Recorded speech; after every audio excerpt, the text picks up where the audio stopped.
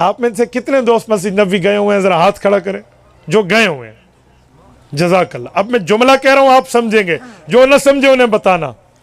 जब बंदा बाबे बिलाल पे पहुंचता है, बाबे बिलाल तो आपने देखा होगा गेट नंबर 40, यानी बाबे जिब्राइल के साथ जो मस्जिद नबी की नई तौसीया से बाबे बिलाल कहते हैं।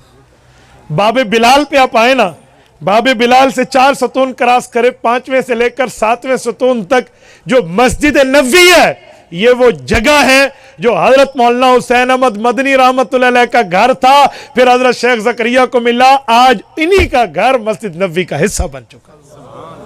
ये हजरत मदनी रहमतुल्लाह अलैह जहां दर्स देते थे, जहां रिहायश फरमाते थे, और इधर हजरत शेख ज़करिया रहमतुल्लाह अलैह रहते थे।